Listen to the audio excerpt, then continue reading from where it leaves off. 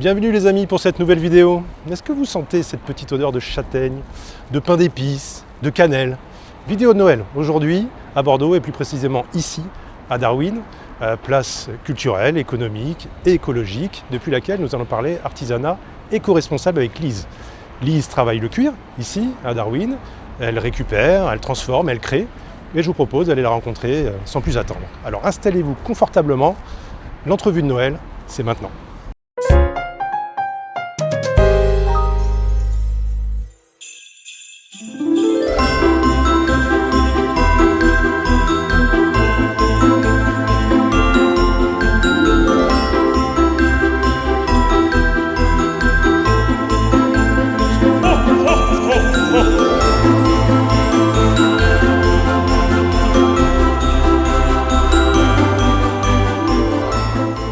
Bonjour mademoiselle. Hey, vous êtes là. Oui. Comment ça Bonjour va? Arnaud. Ça va bien et toi? Ouais, merci de m'accueillir chez toi. Bah, avec plaisir. Je dis chez toi parce que tu travailles ici. T'as ton Exactement. atelier ici. Oui. Bon. Et là c'est l'heure de la pause. Oui, on est où là exactement? Là on est au sein de la chocolaterie Origine. Ok. Donc on vient D'accord. prendre un petit chocolat chaud parce que c'est la fin de la journée. Ah, Et mais ça va oui. nous faire du bien. Alors j'imagine chocolaterie Artisanal. éthique, Exactement. artisanale, Bio. bio. Ok. Tout à Chocolat fait. chaud alors. Moi je veux bien un petit chocolat Allez, chaud. c'est parti. Mm. Ah, mais on a même les Ça, machines c'est de les- brassage. C'est le chocolat. Ok, on a le chocolat directement à l'intérieur Regarde. qui est brassé. Bonjour. Très bien, bonjour. Ah, Oui, tiens bien. écoutez, Bah regarde. on est en fabrication d'un 85 là. Ah. Merci beaucoup. C'est Là du- on est sur une 85 Pérou. D'accord. Donc on a goûté on a mis le sucre tout à l'heure, donc il est peut-être un peu encore granuleux en bouche. Mais ouais, il faut aimer un peu les pourcentages un peu élevés, ouais. Bien, mon Génial. Dieu. Délicieux. Et alors vous travaillez directement du Ouais. grain jusqu'au produit Ça s'appelle fini? le Bean to Bar et on est 120 artisans en France pour travailler la fève de cacao. D'accord. Il y a 10 000 chocolatiers en France et on n'est que 120 artisans. Ça s'est complètement perdu avec l'industrie qui s'est mise à faire du chocolat et les guerres mondiales. Donc on n'est plus très nombreux à vraiment partir de la fève. Donc, D'accord. du coup, ça nous permet d'avoir des projets dans les pays producteurs où on maîtrise vraiment toute la chaîne. Surtout le RSE, c'est-à-dire pas le travail des enfants, l'homogénéité avec le travail des femmes et surtout que l'agriculteur soit bien rémunéré. Et derrière, après ensuite, ça nous permet de maîtriser la palette aromatique parce que du coup on part de la fève. Et la torréfaction c'est nous, le ponchage c'est nous. Et en fait chaque paramètre vraiment a une importance sur le goût. Et le chocolat, il vient du Pérou, donc j'ai compris? Toutes les origines, hein, Pérou, Brésil, Colombie, République Dominicaine, Madagascar, Sao Tomé. En fait on travaille 8 origines différentes pour le moment. On n'a pas le droit de se baigner dedans? Malheureusement. Non, malheureusement non. Merci beaucoup. Avec plaisir, avec plaisir. Merci. Regardez. Tu veux prendre ta cuillère peut-être? Merci. Eh bien, très bien le petit salon. Tu viens souvent ici? Oui. Oui. Oui, bah, en fait, là, comme c'est l'hiver, on vient déjeuner ici. On peut amener notre gamelle et s'installer ici au chaud, à l'abri. Voilà. Donc ça, c'est chouette parce qu'en fait, ils servent à manger ici. Il y a un bar aussi. D'accord. Donc tous les midis, il y a le menu, un chouette menu bio aussi avec une option végétarienne. Mais on peut aussi amener sa propre gamelle. Donc ça, c'est autorisé. C'est ça qui est bien dans le lieu, c'est qu'en fait, tout est en libre accès Ouais. finalement. Et il n'y a pas des espaces réservés à un usage, à un public. Voilà. Et on est toujours dans cette démarche, que ce soit au bar ou au restaurant, dans la démarche éco-responsable, Toujours. bio Oui. aussi? Bio, local aussi.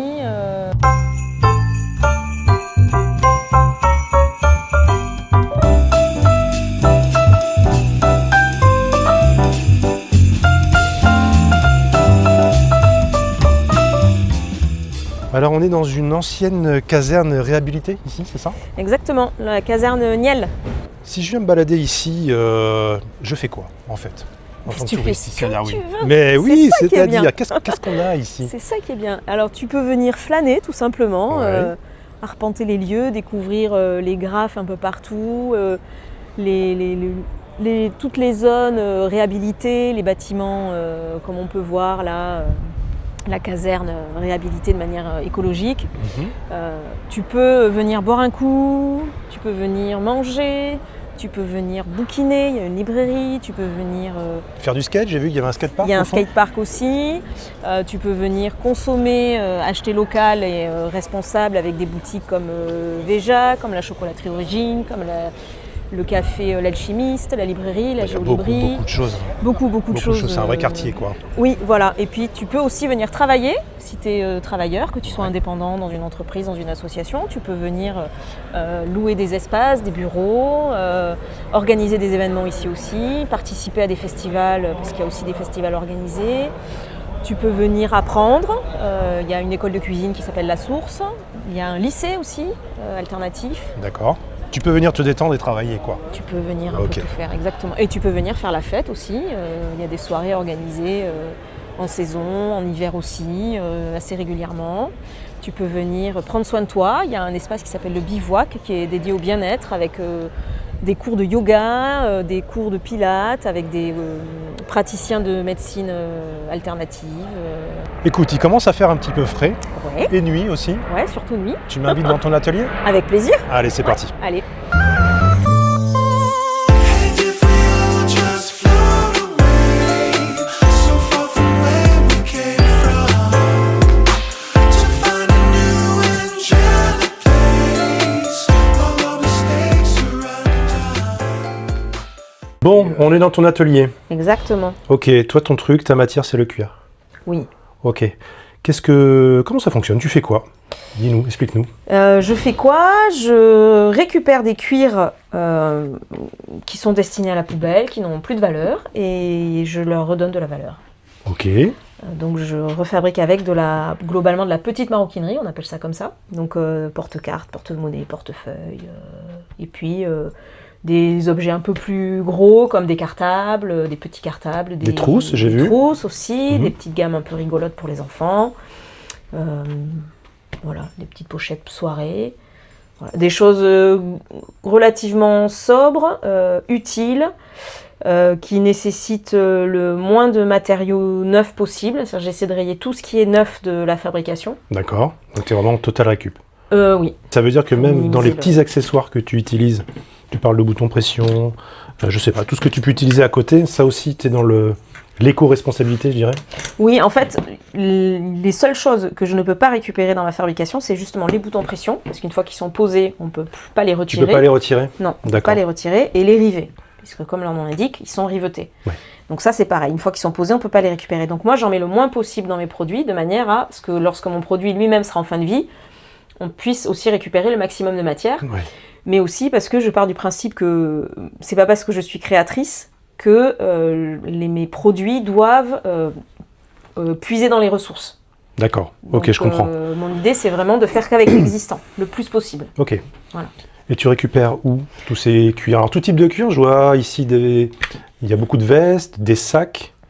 Oui. Des vestes, des manteaux, des pantalons, donc tout ce qui est vêtements, en fait, donc ça oui. Je récupère aussi les canapés principalement, Ouais. donc les dos de canapé, les côtés de canapé, parfois les coussins aussi. C'est quoi la différence entre un cuir pleine fleur, Oh putain, Croûte des de questions cuir. techniques. fleur Modifié? modifiée? C'est quoi la différence entre tout ça? C'est une différence de qualité de cuir? C'est une différence au départ de fabrication, de tannage. Ok. Pleine fleur, on a gardé l'intégralité de la peau et c'est le cuir le plus authentique que tu vas pouvoir trouver. D'accord. La croûte de cuir, c'est l'envers du cuir. Ah, c'est le dessous. C'est le dessous du cuir, la croûte. Ok. Et fleur modifiée, c'est quand dessus, par exemple, tu vas trouver c'est le cuir grainé, par exemple, ce qu'on appelle le cuir Ouais. grainé, qui va représenter, comme on a par exemple sur ce cuir-là, où tu vas avoir ces veines un petit peu là, ce grain, voilà. Tout ce qui est ces fleurs, pas lisses finalement, parce qu'on a globalement la peau elle est plutôt comme ça, elle va plutôt être lisse, voilà, ça c'est plutôt naturel. Ok. Et à partir du moment où tu as des empreintes assez régulières, etc., tu es sur une fleur modifiée. D'accord. Donc ça, c'est travaillé. Toutes Oui. ces empreintes ici, ces veines Oui. qu'on voit là, c'est travaillé. Oui. La D'accord. fleur modifiée. Ok. Tu réserves certains types de cuir à certaines pièces? Oui. Ouais. Oui. C'est quoi? C'est par rapport à À son épaisseur, à sa souplesse aussi, beaucoup, à son aspect, c'est-à-dire quand ils sont là, il est quand même assez fin, donc je vais le garder pour les intérieurs. Là, par exemple, je fabrique un protège-passeport, donc sur l'extérieur du produit, je mets un cuir assez épais pour avoir de la tenue, pour qu'il soit joli de l'extérieur. Et à l'intérieur, comme je vais cumuler les épaisseurs, je vais privilégier un cuir plutôt fin. D'accord. Voilà. Okay. Et ces cuirs-là, sur des cartables, par exemple, ça marche moins bien parce que c'est quand même assez fin. Alors, tu parles de cartable. Ça, ce sont des designs un peu particuliers. Oui. Ça marche comment? C'est toi qui dessines? Il y a mon chéri, Paco, qui est illustrateur, qui m'aide beaucoup sur l'invention de ces petits visages rigolos. Donc lui, c'est l'hamstéroïde, on l'a baptisé comme ça. L'hamstéroïde? L'hamstéroïde, le petit hamster Okay. venu de l'espace. On a le monstre gentil aussi, comme ça. Lui là, c'est lui le petit monstre gentil. Ah oui, alors là, c'est un protège-cahier, c'est ça? Ça, c'est protège-cahier. Donc en fait, ça fait partie de la gamme scolaire. L'idée étant d'amener un peu de fun dans la maroquinerie aussi. Et surtout, l'idée au départ, le premier produit de la marque, ça a été le cartable. Okay. Et ça a été un cartable comme ça. C'est pas celui-ci, mais c'était un cartable comme ça. Avec l'idée que, comme c'est des cuirs de canapé qui sont en fin de vie, l'idée c'était de réinverser la boucle comment dire, le cycle de vie en fait. Donc tu repars du déchet et tu redonnes de la vie, et avec aussi en tête l'idée que souvent c'est les grands frères et les grandes sœurs, les parents, etc., qui donnent à l'enfant au plus jeune, et souvent c'est comme ça, c'est en descendant. Et là, l'idée, c'était de repartir. Donc, le produit, il est mort. On lui redonne de la valeur, on lui redonne vie avec un petit cartable rigolo. Donc, ça repart du plus petit. C'est le plus petit qui commence à utiliser le produit.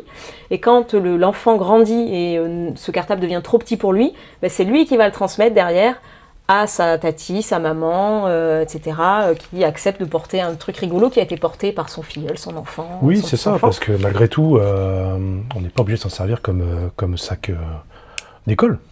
Pas du tout. Et d'ailleurs, les clients de ce type de produit, c'est assez surprenant. C'est à la fois les enfants et à la fois les adultes. Alors Paco, un artiste bordelais, oui, dont on entendra parler, je pense, sur la chaîne. Ouais, je pense.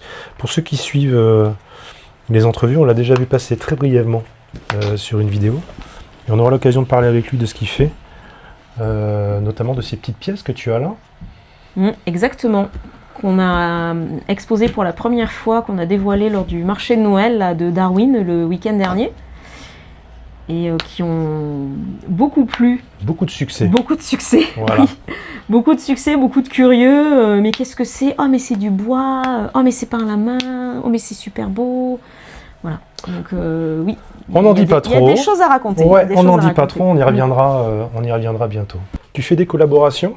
Oui. Parce que là, je vois un petit peu de bois. Oui. C'est pas ta matière, ça? Non, c'est pas ma matière. C'est la matière de Élise Duhamel, qui est ébéniste pour l'atelier Racine Artisanat, qu'elle a créé il y a quelques années maintenant. Ok. Et donc, on aime bien faire... C'est la deuxième année qu'on fait une collaboration à l'occasion des fêtes. Et on adore travailler ensemble. Et donc, elle s'occupe du plaquage bois dans son atelier avec une vieille presse à l'ancienne. Et donc, on vient mixer bois et cuir pour pouvoir proposer une maroquinerie 100% artisanale, 100% locale et récup aussi. Ouais, quoi. J'aime beaucoup. Ouais. L'année dernière, on a fait un bracelet cuir, avec pareil que du cuir de récup évidemment, et à l'intérieur c'était un insert bois. Ok. Bois précieux récupéré auprès de luthiers, chute de luthier ou de restaurateurs de meubles anciens. Bon, alors tout ça, ce sont les produits finis. Oui. Mais pour en arriver là, tu as plein de jolies machines. Oh oui, j'adore. Je vois plein de choses. Et alors dis donc, ce sont des choses qui semblent être vieilles. Un petit peu d'âge. Ouais. On peut le dire, anciennes, qui ont fait leurs preuves. Ça, c'est une machine à coudre des années 50. C'est une PFAF, donc comme on peut le voir. C'est ce qu'on appelle une triple entraînement, une machine canon triple entraînement, spécifique pour le travail des grosses matières, donc là en l'occurrence du cuir. Donc en fait, même dans les outils, oui, récup. T'es en récup. Oui, le plus possible. C'est oui. D'accord. L'appareil, la presse à rivet, là pour poser les rivets, c'est celle-ci. Je l'ai acheté à la même personne qui retape les machines. Il y a quelques appareils comme le graveur laser. Oui, je l'ai acheté neuf. Difficile d'avoir un graveur laser des années 50. Avec mes propres critères, je me dis, allez là c'est ok, je suis ok avec cette décision-là d'acheter du neuf. C'est ce que tu disais tout à l'heure, tu en fais tellement autour que tu peux te permettre. Tellement je sais pas, mais en tout cas, j'essaie. Je me dis pas tout le temps, tu peux pas faire ça, c'est pas possible. Je me suis un peu lâché la bride aussi par rapport à Ouais, ça. c'est ça. J'essaie de me lâcher un peu la grappe. Mais il faut pouvoir travailler convenablement aussi. Oui, et puis être aussi. Quand on dit montrer l'exemple, c'est aussi montrer l'exemple de l'acceptation et de déculpabiliser, de décomplexer aussi et soi-même et les autres autour de soi en disant mais personne n'est parfait en Oui. fait. Et, Oui, complètement. alors oui, il y a plein de choses, on peut critiquer, mais en même temps, on fait ce qu'on peut et petit à petit, l'idée c'est de se dire je sais où il faut que je progresse et mon objectif c'est de progresser. Voilà. Et donc à partir de là, on est sur une boucle d'amélioration et Oui, puis il y a toujours des limites à tout, hein, de toute façon. Donc, oui, mais faut voilà, faire moi avec, je pense avoir trouvé maintenant oui, si toi t'es OK avec un ça. petit équilibre Oui, voilà, complètement. par rapport à ça. Il y a des choses auxquelles aujourd'hui je sais plus dire non qu'avant et je sais aussi plus dire oui. Alors moi, ça j'adore. Oui, moi aussi j'aime bien. C'est un graveur laser. Laser. OK. Alors ça, c'est dans le but de faire quoi exactement? Là, ça permet de personnaliser le cuir. OK. Donc à partir de cuirs plutôt lisses, là en l'occurrence c'est des cuirs à tannage végétal, donc c'est des cuirs hyper naturels. Ça permet de venir graver des messages sur des étiquettes bagages. Donc D'accord. c'est des cuirs que je récupère auprès du monastère, Mhm. pour lesquels j'ai fait fabriquer des emporte-pièces spécifiques. Et donc je viens graver dessus des messages, là comme c'est pour des étiquettes bagages, c'est des messages autour du voyage. Voilà. Ou des messages qu'on a vus là-bas Des sur les messages pins, là-bas. porte-clés. Exactement. Donc OK. et on C'est peut très, les très propre, hein. personnaliser, les entreprises, on peut avoir le logo, on peut avoir un sigle, on peut avoir un nom, on peut avoir une citation. Voilà. On a une gravure assez fine, un détail assez intéressant. J'ai vu qu'ici, tu avais Oui. une autre petite machine pour mettre une inscription aussi sur du cuir. Pour, mais là, c'est pour marquer à pour chaud. marquer à chaud. Ah oui, Oui, d'accord, donc OK. c'est une autre Comme méthode. sur les fesses des vaches. Comme Oui, sur les fesses des c'est vaches. ça, exactement. OK. En fait, c'est une autre manière de personnaliser le cuir. Là, on vient graver à chaud. Graver à chaud, n'importe quoi. On vient graver au laser. Ouais. Donc, on est relié à l'ordinateur. Ça nous permet une plus grande créativité sur les visuels. Je peux importer un peu ce que je veux comme Oui, c'est ça. visuel, même si je suis limitée en taille. Là, sur ce genre de choses, je suis sur une zone de marquage un peu plus petite. Et surtout, il faut faire fabriquer des pièces en laiton qui vont venir chauffer et emprunter le cuir en venant l'enfoncer, en fait. Oui, Donc, d'accord. donc pareil, ça s'utilise beaucoup sur des cuirs à tannage végétal. Ça va marquer moins bien sur des cuirs grainés, qui ont déjà un peu de Ah, relief. qui ont déjà du relief. Qui ont déjà un peu Ouais, de oui, relief. c'est Ça, logique. ça sera moins marqué. Ça sera, voilà. Mais sur des cuirs, on peut essayer là pour voir ce que ça donne. Donc là, j'ai mis Ça, des c'est la lettres. température? Pardon, Là, je c'est la coupe. température. Donc 185 là, on degrés est à 185 degrés. OK. Ah ouais, c'est chouette, hein. Et ça, donc ça, c'est quoi? Et ça, c'est typiquement un emporte-pièce que j'ai fait fabriquer sur mesure, Ouais, qui permet de fabriquer les étiquettes bagages. oui, Et donc là, je le fais à la presse. OK. Donc là, ça fait gagner beaucoup de temps. Donc là, c'est un des morceaux de cuir pour les porte-clés et les étiquettes bagages. Donc l'emporte-pièce, on vient poser l'emporte-pièce sur le cuir. On vient glisser sous la presse. Après, Un peu d'huile de coude. un peu d'huile de coude.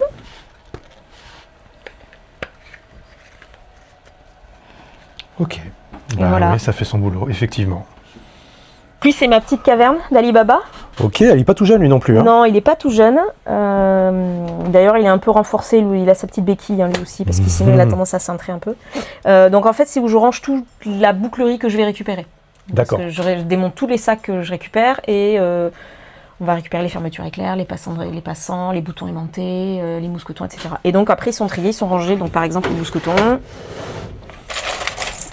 Donc quand j'ai besoin d'un mousqueton, voilà, je sais qu'il faut que je vienne chercher ici. La problématique, c'est quand j'en ai besoin de deux identiques. Ah Alors oui, parfois, on a la bonne d'accord, idée de effectivement. les ranger ensemble, Ouais. mais pas toujours. Voilà. Donc là, je suis beaucoup aidée par mon papa, Qui fait du tri? qui démonte beaucoup les sacs. C'est lui qui démonte en partie. En grande partie. Et qui essaie de te rendre service et de... Et après, moi, je répartis. Donc voilà, après, on a tout ce qui est boutons aimantés que moi, je viens utiliser après sur mes sacs. Donc voilà, ils sont là. Et puis, c'est pareil sur toute la... Tout, hein, voilà, tout est trié en fonction du type de pièce.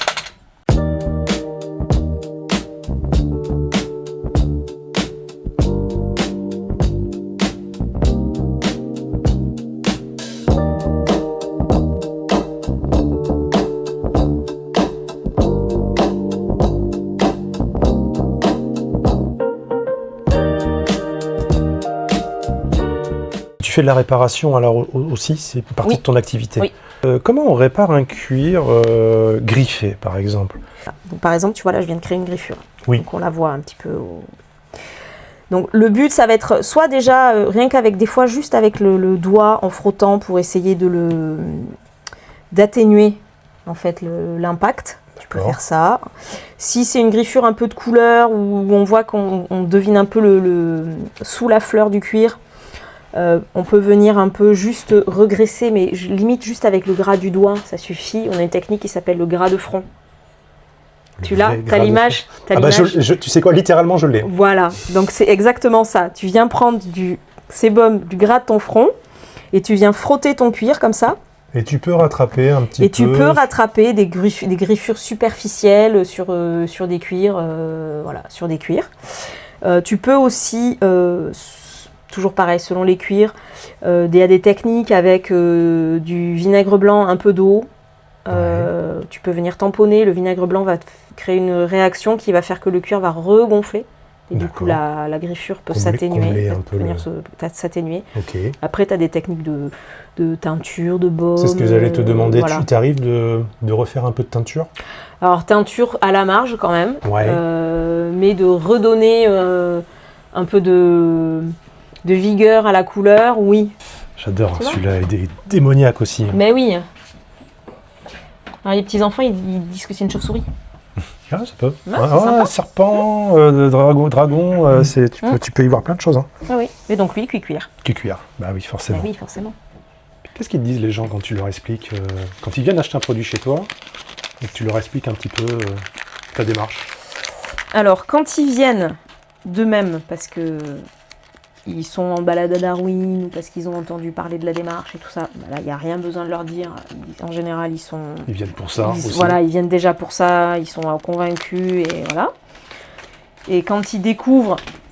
Alors, depuis que je suis à Darwin, c'est un peu particulier parce que quand ils viennent à Darwin, ils savent déjà qu'ils vont découvrir au sein du lieu une espèce d'engagement global. Oui. Donc, ils sont pas surpris de découvrir mon travail.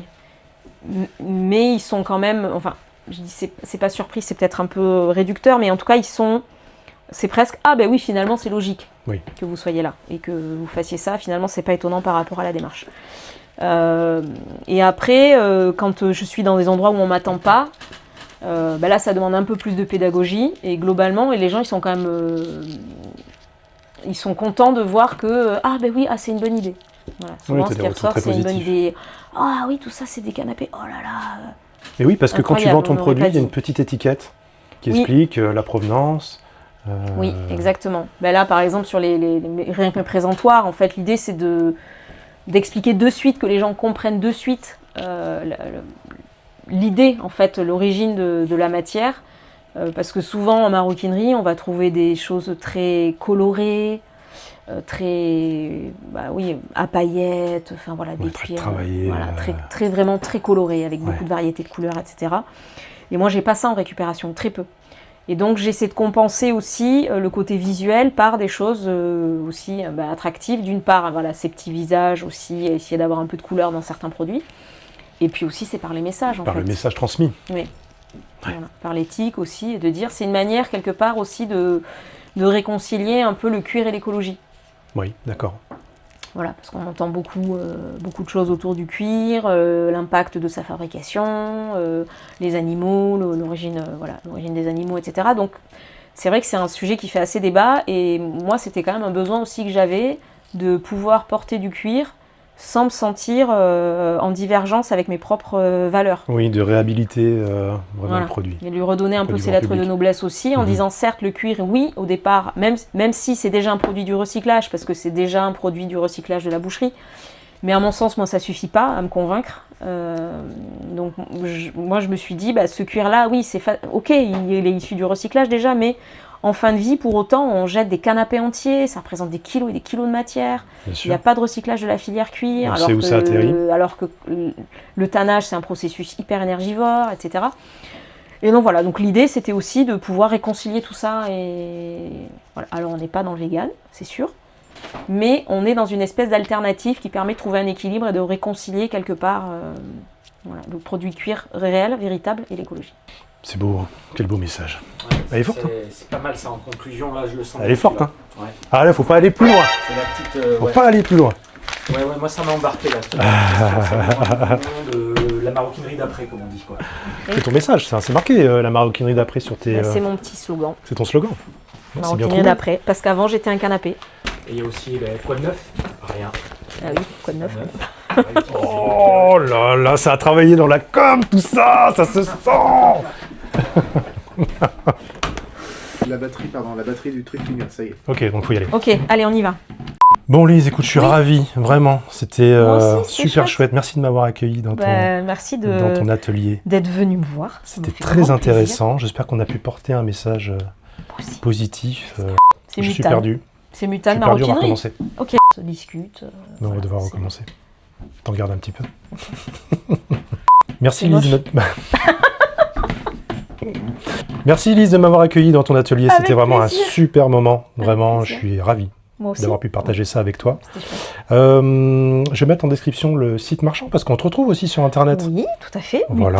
Mutane-maroquinerie.fr. Eh bien voilà, on va mettre tout ça en Exactement. description. On peut venir te voir également. Ici, Et la on peut porte venir est me voir. ouverte. Exactement, la porte est ouverte. Du lundi au vendredi globalement, parfois le week-end. Le mieux c'est de m'appeler avant de Oui, venir pour être d'accord. sûr de me trouver, parce que je peux être un peu à l'extérieur aussi en livraison, en collecte, en rendez-vous aussi, en animation, etc. Donc le mieux c'est quand même d'appeler. Mais sinon je suis là tout le temps. Eh bien c'est parfait. Ok. Plaisir. Bonne fête à tous. Ouais. À bientôt. Dis à bientôt Ouais. Lise. Oui, à bientôt Arnaud.